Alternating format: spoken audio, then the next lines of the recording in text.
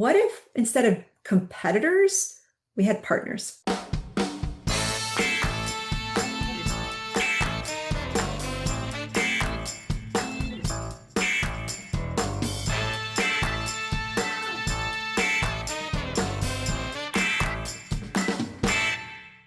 Okay, welcome back to the Marketing Playbook presented by Uptick and Tie. Here you'll take away 3 game-winning marketing plays every episode to take back to your team. I'm your host, Mark Friedman, and my career has been focused on direct-to-consumer marketing, direct mail, physical retail, and digital commerce. This is episode number 126, and my guest is Elina Vilk.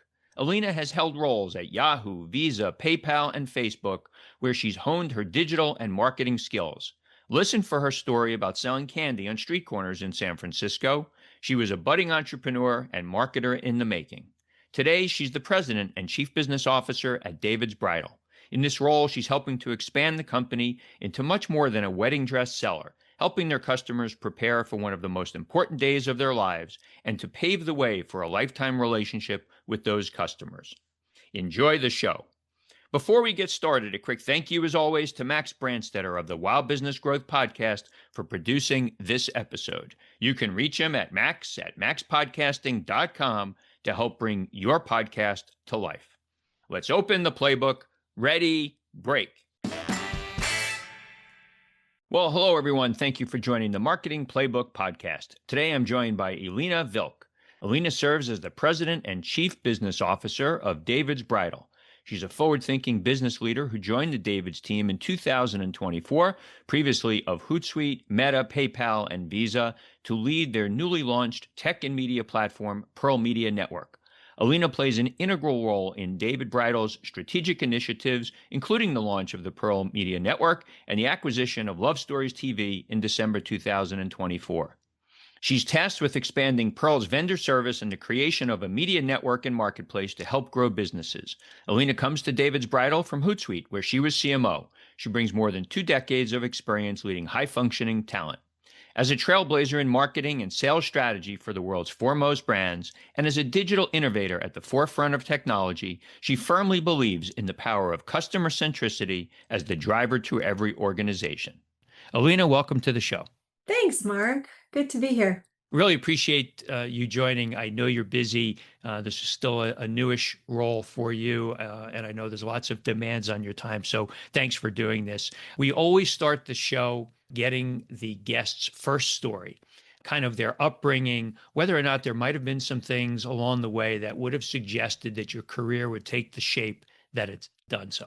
My first story was an immigrant story. I perfected an American accent by watching 90210 internationally. So that's the first thing you should know about me. This is all fake. That's an AI. But I was actually born in Belarus and traveled most of my childhood. So I only came to the United States right around age 12. And we had no money and we were extremely poor. Marketing and sales was born out of necessity.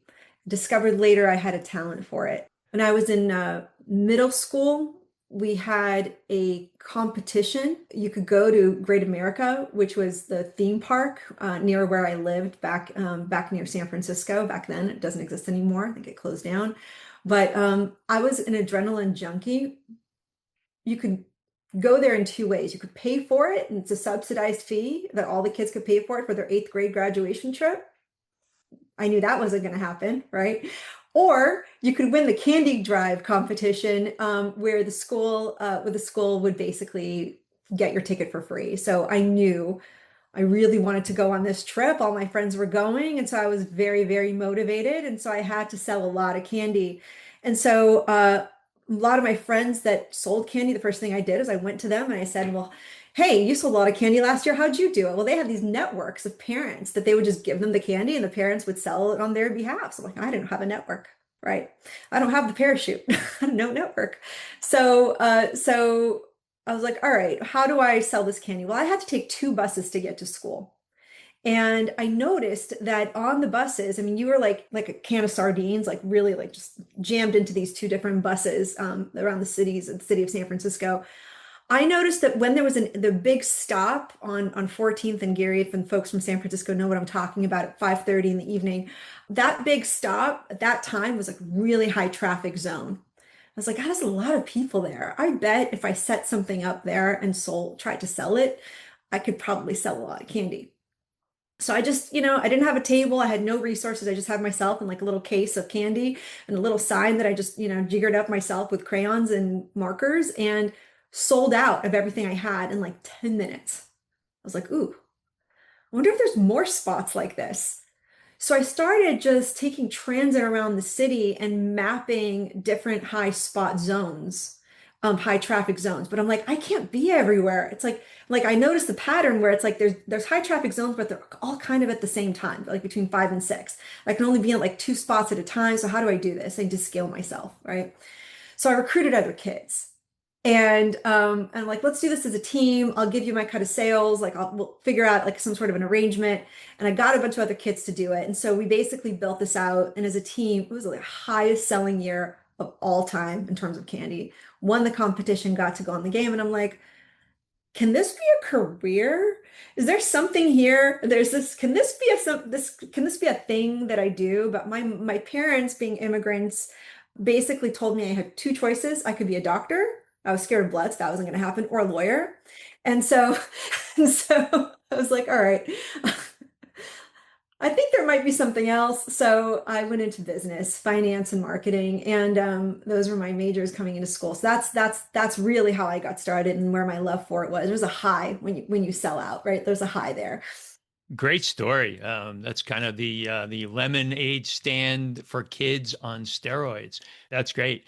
One of the things in prepping for the show, I really loved the career path that you have. I've been talking a lot on the show about foundational pieces of people's careers, and I talk to a lot of younger people, and the culture has changed. People, working in e-commerce and digital environments, they have a year or two, and then they're ready to move on to the next thing. You've had a number of roles, which we'll talk about, that were 5 and 6 and 7 years. Was that something that you thought about along the way, that you wanted to stay? Did it just happen to you because the experience was still a good one for you? It's not that I intentionally set out and said, I'm going to be here 5 years or I'm going to be here 7 years. It was really about the opportunities and growth and learning that happens in a role. Some roles I was in a year, some roles I was in 2 years, right? Because, there was better opportunities out there or more aligned with my skill set or my strengths. But it was really about what I was learning and who I was working for. Those were the two things for me in any role. Is my leader going to empower me, going to be an advocate for me? Do I have allyship in the company? Am I able to make an impact? And am I able to really pull together these sort of roles? And I had an experience early on. There was a CMO, and I'll call him out, actually. I'll call him out. Antonio Lucio. He was the CMO at Visa. And he really changed my life early on because he pulled a few folks out of their jobs and sent them to the Stanford Design School. And I was one of those people that he selected. And we went and we learned design thinking at Stanford. And that really changed the way I thought about the world and the way I thought about customer-centric problems. And so in design thinking, there's this principle, which is customer first problems versus company first problems. And we tend to think in terms of company first problems. And what he did was he pulled us out of that environment, out of our environment. That's a big investment in full-time employees. Think about pulling them out of their day-to-day jobs, for the amount of time that we were there. And it totally flipped the way I thought about the world, and it changed my career trajectory from then on. It's interesting because you're obviously at David's Bridal today, and I usually get to the current role. But you mentioned, this customer problem. So is that around identifying how you as a business help to identify to a customer that in fact they have a problem and how you can help them solve it? When you think about the business, right, and you have a board that you have to tend to, and you have where you have a public company and you have numbers that you have to hit every quarter. And so you tend to think about company first problems, right? Company first metrics. right? I have to make X dollars. I have to drive X numbers of active customers. I have to XYZ, XYZ. Everyone has these, right? Monthly active users, whatever your metric might be. When you get lost in that, you think backwards, like, how do I get more monthly users? Or how do I get more revenue out of the user? Or how do I, like that's the way you start to think as an executive. It's normal, not faulting anyone for it. It's just not the way that helps you grow your business, ironically. And what I found, it's an outcome, but it's not a leading indicator. And if you're actually solving customer first problems, you have a much better indicator of how your business is going to do than company first problems because the revenue is a lagging indicator. So here's an example. If you have a lot of customer service issues, okay, and you think about like what are the things that could make customers abandon us? That's a customer first problem. Versus how do I drive revenue, which is a net figure of your P&L, which is like your new customers minus your old customers that are leaving you. You're getting to the root cause of why your customers are leaving you. Okay, that's a customer's first problem. So you get there before you see it in the revenue numbers. It's a leading indicator or a driver, a growth driver for what you're building. And so thinking about the world from a customer first point of view and really thinking about the problem statement, everyone loves to jump into solution, right? Like get into a room and everyone's like, oh, everyone's really excited to brainstorm. But most people are brainstorming the wrong problem. So I take a lot of time to think about what is the problem and what are the growth drivers? Like what are the problems we actually need to solve for the customer? And then are they the drivers of our business? That's the threading that we do afterwards. Okay, love it. Out of school, 6 years in consulting, so that was an interesting foundation considering where you would end up, and then some time at Yahoo, very early 2003. That business was very different than it is today. Yahoo was we were competing with AOL. It was at the forefront of digital, and there's a little company called Google that was powering their search back then.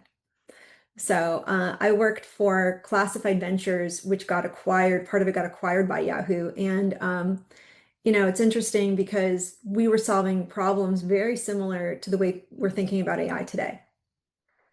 We were solving the internet problems. Like in real estate, we were thinking about listing fees that go from newspapers to the web or the interweb, as we called it. And how does real estate work on the web on a website? Like people drive around neighborhoods and they have yard signs. Like how does real estate now work when you're on the web? Like how do you turn that in? It's really not that different than what we're doing today. And we're thinking about, well, how does this work with AI, right? Like how do we now translate what's happening with AI? Yeah, so it's interesting because these parallels just keep coming back. And then time at you mentioned Visa. That was also, a good chunk of time, 5 years there. What was, maybe one thing that stood out for you during that time beyond the trip to Stanford? Visa is a master of branding, and I learned the power of a brand at Visa and why that's important and how to do that. And I had some really amazing coworkers that are doing phenomenal things right now, in the industry from that school. I would also say getting into Visa, I was one of the first digital marketers there, and so that wasn't a thing yet. And so we were really developing that muscle there and learning how to apply that to a large scale brand. So that was really, really interesting. So those are the big nuggets.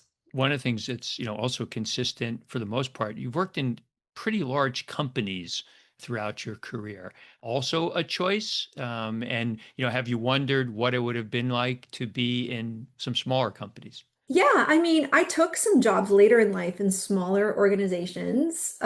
So in big company, there's a trade-off, right? Because, when you're in a smaller company, you're a jack of all trades, and I won't say a master of none, because certainly folks in smaller companies have mastered a lot of skills. But when you're in a company like the size of Visa, you get pretty niche pretty quickly. You get boxed into a specific role. Similarly, but when I came in from Visa to PayPal, it was actually not that big yet. PayPal's huge now, but when I came into PayPal, it was still kind of the early days. So it was definitely considered a smaller or mid-sized company when I joined as part of eBay. I joined eBay, which was a big company that owned PayPal, and I worked on PayPal. So that was the interesting bit for me in the growth process and seeing how that company grew. Yeah, it's so interesting. I don't remember exactly when PayPal came into the market, but I spent 7 years running the e-commerce business at Steve Madden from 2011 to 2018. And, very early on, PayPal, came a calling and, it was like, PayPal, what's that? And, how does the customer, interact with it? And, it was always interesting for retail brands that I saw, if you didn't have, PayPal as part of your business, as soon as you turned it on, you almost immediately went from 0 to 15% penetration rate, like overnight, even without mentioning to customers. They just saw it in checkout. I guess it's the power of the brand that they created. Hmm. It was incredible back then because the value proposition was so sticky. It's like, again, consumer first problem. You think about it, how much sales do you lose in e-commerce when someone has to physically take their credit card out of their wallet and people are like, forget about it. I just don't want to. And what they did was, it reminds me of the ad, how many licks does it take? Like, we at some point when I was there, we did a counter. We did like here's how many steps a consumer has to take to actually pull in all their address information, their credit card information, and here's the amount of time it takes with PayPal. We did a side by side from a sales enablement standpoint, and it was just so powerful to see that because you know that with every single field you're losing that customer. It's just like lost a customer, lost a customer, lost a customer, and PayPal was just considered. So it was really PayPal is more of a marketing company than a payments company back then. So that was really interesting. Any unexpected detours or challenges, that you faced along the way? There were a lot of challenges and detours. It was never a paved road, right, anywhere. And so I think, I don't think anyone works at a company for a long time, or especially in a high growth company, or grows themselves without challenges, right? I mean, I had kids along the way. I had to figure that out. And maternity leave wasn't what it is today. And then I had to make some decisions. Like I had to gave away my job one time to be with my family, right? And I think also challenges in the market. There's things you don't know. There's things you're not anticipating. There's things that are kind of they're gonna sway you in a different way. You think they're gonna go one way and they go into another way. Challenges in the positive side too, when you hit something and you're like, oh my God, that's gold. I didn't realize that that was as big as it was. If you're in e-commerce and focused on profitability, you need to know about Uptick. Uptick has been quietly helping brands unlock serious revenue where most people aren't even looking. Uptick is transforming the way e-commerce brands monetize their users through post-purchase ads. Uptick's clients are adding an extra 30 to 60 cents in pure profit per order. I've personally witnessed many brands using Uptick, most of which are adding between 500,000 and 1 million annually in profit without any change to the customer purchase experience. In a world where CACs are exploding, tariffs are in place, and margins are getting squeezed, Uptick's focus on profitability is exactly what many brands need right now. If you're looking to unlock hidden revenue streams with minimal effort, check out uptick.com. You, throughout your career, as you developed, eventually the recent role that you've taken with David's Bridal, and there's so much I want to talk about in this business. I know it a little bit. Like many retailers, the company struggled for a bit. What was it about when, you were being recruited or you sought out the role? What was it about the company that you said, I can do something important there?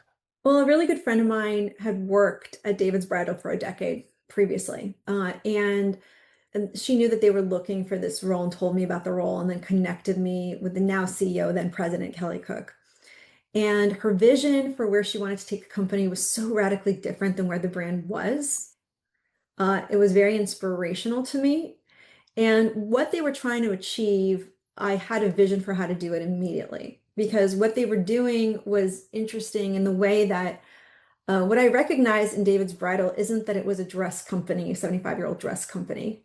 What I recognize in David's Bridal is that they have an audience, because I came from Meta, remember, and Hootsuite and like media companies, right? The audience that they have is the most important audience to marketers, period. Because think about it this way, they have 90% of all brides. Well, who are brides? Brides are at the precipice, at the beginning of the decision-making process for the rest of their lives. So when you form your like household, and we know that women are household CEOs, right? And they make the majority of financial decisions, 80% plus in a household. So When you join into a household and you can get that individual to consider your brand early on, and even starting with the event itself, like the biggest influencer for the wedding industry is the bride. She influences the majority of the spending decisions for that wedding. Average wedding is $35,000.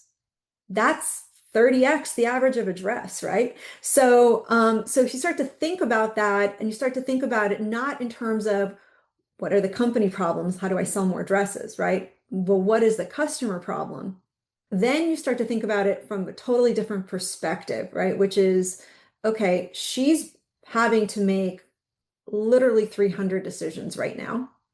We can make her life easier. And so, how do we connect the dots there and think about that as a totally different TAM, a totally different thing to the same customer? And so, how do you have that customer? How do we expand the remit of what the company does and build that out? That was what was exciting for me, was solving that problem. Like this is a 30x problem. This is not like selling 10% more dresses, right? The interesting part about the bridal business, at least to me, is that for so long people thought about it as, hey, it's a business that doesn't have a lot of rebuy, right? Customer buys that dress. Obviously, many people might need a second one, but for the most part, it's a one and done kind of a thing. You're obviously thinking less about that and more about the 360 view of the customer. Surprisingly, this might surprise you, but we have a loyalty program called Diamond, and we just hit 3 million members. I see that program 10xing very, very quickly as we start to think about the context of the bride, not in terms of just dresses, but in terms of the wedding industry and beyond. And then you think about it this way, like if you think about the customer first and the customer needs, you have the needs based over the next year, but then you have the needs based over the next 10 years. And how does that change? Right? 25% of our brides already have kids, as an example. Another 25% or 30% are also bridesmaids or have been bridesmaids. You know how that feeling, like everyone says, I feel like everyone's getting married? It's the age. Everyone gets married at the same time frame, like within 5 years, right? All your friends are getting married at the same time. And so everyone's a bridesmaid and a bride. Like it's very symbiotic, right? So then you have multiple influencers in the same ecosystem that you're building. So how do you start to think about the customer differently and the ecosystem that you're building? It's a totally different soup, right? And so that was what was like when I started to realize that, I was like, oh my God, this is a this is like this is maybe an unprecedented opportunity. This is a once in a lifetime build opportunity. It really allows you to, when can you take a legacy, well-known brand and completely redefine what they're going to do? That was just so exciting to me. Scope of responsibility, you came in, I believe, as chief business officer, expanded it to president title when Kelly got moved up to CEO. So what is your scope of responsibility? All of growth across the company, stores, non-stores, but like growth. It's every element from our website to our PR to our marketing to our tech growth initiatives. It's really, yeah, it became apparent that Pearl is its own thing, but it's also in everything because the things that we're doing are expansive. When you think about the audience, like they live in, it lives in every touch point. So we're putting digital screens in stores. We're bringing in partners. We're changing price points. We're bringing in, couture into the life cycle. We're realizing that we can go up and down in terms of brides' needs. Like when you think about the problem statement differently, everything changes. So you mentioned Pearl. Why don't you describe for us what Pearl is? It's a lot of things, but the biggest thing is it's helps brides plan their wedding across every facet. So we came up with a strategy called Aisle to Algorithm, which essentially brings together this idea that it is multifaceted in terms of being able to take the bride and really solve her needs at every stage of her planning journey and beyond, potentially going into baby and then going into other special occasions. We sell more than weddings. We have quinceanera, we have across the board, we can look at like Indian weddings, multicultural, etc. Like there's so much more here that we can build into. Is Pearl, maybe I should know this, is Pearl the media network? Is that the retail media network? That's how it's starting. So we built out, the first thing I did was look at the audience and how do we start to think about the audience differently. And so the first step was let's build a retail media network and get other brands to this ripe audience. That was the first step. Explain to the listeners what a retail media network is. A retail media network is a network of advertising that you build onto retailer channels, is the easiest way I would describe it. The interesting thing about that is you can access the customer that shops with the retailer directly, one to one. The data is first party. That means we don't resell it, we don't rebuy it. This is our customer. Like this is our same customer, and we know that they're a bride. They're already shopping with high intent. They're in our store, they're on our website, they're in our social media channels. The first step was media background, right? So the first step was like, let's build an ad network at David's. This is crazy good data, crazy good customer, household formation, all these pieces. Let's give other brands access to it. That was the first step. So we built a retail media network. We put together ads. I'm like, I'm just not going to put together bad ads because I've seen a lot of bad ads coming from the ad world. It was my first jobs, right? Whereas Yahoo's, right? Like I'm I was like, okay, seen a lot of ads in this 25-year career. So wanted to make sure that the ads were really, really good and high converting. And so we built what we called eSpots. And the eSpots are really interesting because we have this data point that women have second screens and they can scroll up to 40 pages or more while they're watching TV or doing something else. And it's relaxing for them. They like it. And so rather than having standard ads everywhere, we invented this new ad unit, which is like basically like looks like a product page. And it's just inside of your scroll. So we put that in. That was one of the first ad units we did. But then we expanded it. We built our own magazine. We put it in stores. We have postcards we put in gift bags for brides and so on and so forth. And we have now over 40 different ways from connecting with the bride across this whole network. So some of it's digital and some of it's physical, and it's a mix of all the things. Is there a critical mass of size of business where a retail media network makes sense? No. We pride ourselves on that actually, because I didn't talk about this, but at Meta, I ran small business marketing and I became very, very passionate about that. And so it's actually equally important to me to be able to offer really good conversion marketing for local vendors as it is to work with large scale, large enterprise partners. It's just equally important that we had to work for both. So, for example, you as a small business vendor, you can put a postcard in a bag that every single bride gets right now in our stores directly to the bride at a very low cost. That first party in her hands, direct, like that was the kind of thing we needed to build out. So that was the first step. It's like let's build a really good, really well thought out media network.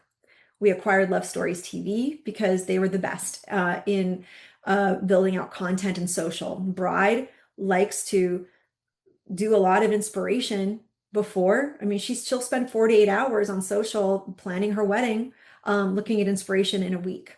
We knew we needed to expand into earlier in the funnel and into the inspiration cycle, so we acquired Love Stories TV, and then we pulled that through, and now that's part of our media network. One of the challenges for any brand is cutting through the noise that's out there. If somebody is searching, perhaps for a dress, and they're on Google, they could be on Amazon. I imagine there's so many knockoffs, low price point items. How are you guys thinking about the fact that there is competition out there, and how are you differentiating? Uh, again, goes back to the customer. The way I think about it is I think because David's is the most ubiquitous in bridal. There's nobody really comes close to the level of ubiquity that we have in bridal. Not that we don't have competition. I don't like to think of competition, really. I like to think about an ecosystem and where we solve different customer pain points and problems.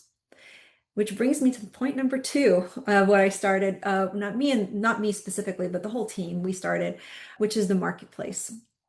So the thing we did was we're like, okay, we can bring in people through ads, great, check that box. We're going to continue to improve that. What if we bring people in directly to augment our offerings? What if instead of competitors, we had partners? This is like controversial, right? And so sometimes they're dress partners. We just launched Marquesa at David's Bridal. as an example. So of that, they have dresses we don't have, different design, different thing. We should offer it. Get a rev share. They make money on it. Great. We all are all happy. So I actually really knock that idea a little bit on its head because look, consumers are going to go and they're going to scope out. The web is so free now. And now with like LLM search, it's even easier. You could just see exactly the attributes. Why compete? Build an ecosystem, offer it through your website, get a cut of it, there's no need to compete. And so I'm sure we're going to have competitors. I'm sure others are going to do something similar, and that's fine. If we offer the best thing to our customers and are always thinking about the customer pain points and problems, we're always going to get it's a big, big, big, big, big pie out there. We'll get a piece of it. We'll get a good piece of it. Brands like Caraway and Cozy Earth are unlocking six-figure revenue growth by emailing website visitors they couldn't reach before. With Tide, formerly Revenue Roll, top brands are instantly expanding their email lists with their most engaged website traffic without requiring form submissions or purchases. They're catching more abandoned cart shoppers, personalizing emails, and sourcing new first-time buyers with Tide's real-time identity resolution and enrichment platform. Built for modern marketers, Tide uses cookie-resilient identification and a proprietary data network spanning over 1,000 sources, with no data sharing involved. It's privacy compliant, easy to use, and integrates seamlessly with any email or ad platform. Make experiences across the internet more personal, rewarding, and worthwhile with Tide. Book a demo at meettie.com, meettie.com.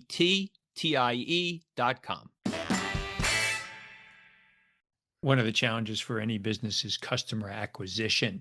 What's your thinking about that? Is it as analytical as some brands, understanding the CAC, understanding the LTV, or do you take a different approach like you have in many other things you've described? I worked on something when I was at PayPal, and I've been using it every organization I've been in since. I call it the ARS framework. The problem with metrics like ROAS, CAC, others, company first metrics. Okay. All right, there's a theme here. Go ahead, keep going. There's a theme here. Okay, company first metrics, right? When you look, you're not saying I don't look at that. I definitely look at that, but I see that as an outcome, not as the thing I'm working on. What I look at is I look at the buying behaviors of a customer, okay? And so I think about it in terms of customer first problems, awareness, relevance, and significance. Are they aware of us? Are we relevant to them? Are we significant to them? What are the metrics that tell us that they're aware of us? Then it's like an onion, right? Okay, so what are the metrics that tell us they're aware of us? Okay, well, brand metrics, maybe it's traffic to our site, maybe it's views on our social media, whatever, right? Whatever those are. Why are people engaging with those channels? How do we get more people to engage with those channels? What are the tactics and drivers that are going to be driving those channels forward, right? So I think about it like, okay, well, someone clicked on something. We're now starting to become relevant. Relevance I define as time or money. So the idea is people start spending time on you. They're not, and there's high and low involvement purchases, right? So this car, you're going to spend a lot more time versus a piece of gum, right? So relevance is like a paradigm of time and money, how much time and then money someone spends on you. And by the way, just because someone buys something from you doesn't mean you're significant in their lives. You're not, right? So to get to significance, that's like a very small niche set, right? So relevance is like someone's actually spending time on you. They're going to your website. They're going there a couple of times. They're spending money on you. So then, okay, so why are they doing what they're doing? What are the things they're doing? And then let's get to significance, which is like they really care. You're special in their lives. They're going to recommend you. They're going to give you word of mouth. They're going to follow you on social, et cetera, and so forth, right? So when I think about those three things, and then I have the output metrics of CAC and everything else, like how efficiently am I doing those things? That's not what I focus on. It's interesting. It's definitely different, than you would hear the answer to that question. So the customer that is ultimately engaging with you, to your point about a piece of gum, there's not as much education as they need, or do they care about buying a piece of gum? In the case of buying a wedding dress and all of the things that you're selling them, there's a long period of time before they actually make decisions. A long period of time and a lot of hits of inspiration. So what's your growth lever in that? Okay. So again, it goes back to, are they even aware of you, right? Because we have 90% of all brides, they're going to interact with David's at some point. At some point, they're going to interact with David's through our stores. They're just going to be curious and they're going to look. So we just have that many in the ecosystem. Are they going to buy from us? Are we going to be relevant to them? That's the question I have. How do we become relevant to them? Well, there's like, okay, are we sure? Do we have the right product? Are we describing the product the right way and the way that they describe it? It's not just marketing, it's all of these pieces are intertwined, and you have to look at the entire customer problem and the way that they search, the way that they're going through their journey.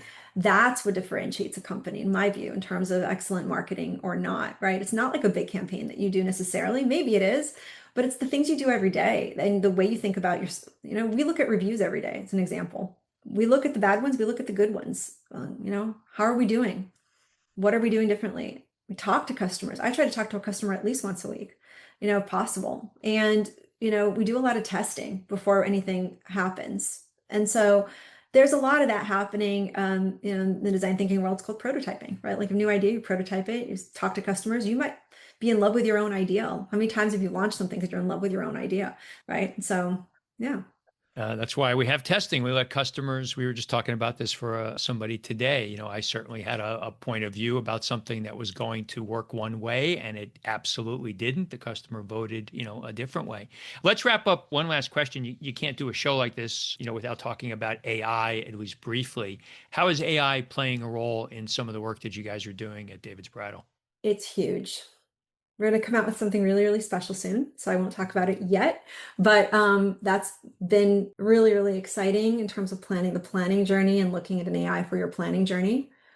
And then it's playing a role in everything we're doing. Like it can't not, and I go back to it. Like, for example, or we're building a sitemap based on LLM search. Okay, that's one example. People, people with traffic, they're going to be shocked in about a month, 2 months. I don't know how long the time frame. Everyone's going to get shocked because your traffic is about to plummet and you're not going to know what hit you. We're not going to know what hit us, right? It's going to happen that fast because AI search, I think, is going to dominate so much of the conversation. People aren't going to go and click on links like they used to. And so, are you optimizing for AI search when we don't even know what that looks like yet? So everyone has a theory on what that looks like, right? But I like that stuff because I'm like, oh, this is It's this is new. scary, risky, and new and Yeah. exciting. So yeah, so we're working on that now. And like imagery, can we save money on that? Like we're spending so much money on photography.